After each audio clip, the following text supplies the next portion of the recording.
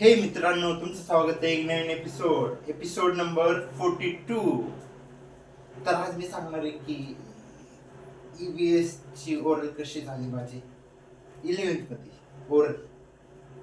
तर प्रोजेक्टचं नाव होतं स्पेस वेस्ट डेब्रिस मॅनेजमेंट कसं करणार आपण स्पेसमध्ये. ते स्पेसमध्ये काय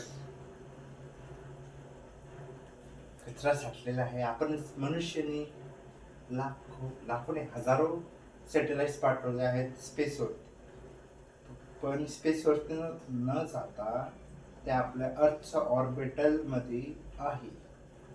ते कचरा वेस्टेज जे आपण म्हणतो वेस्टेज, आणि त्यात आपण त्याला सायंटिफिक नेम म्हणजे डेब्रिस वेस्ट म्हणतो असं.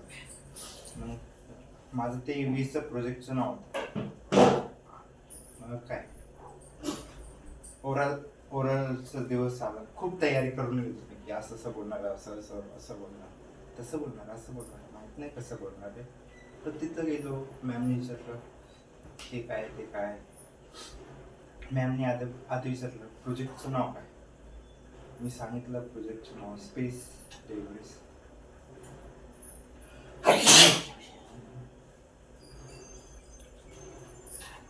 Space debris waste management.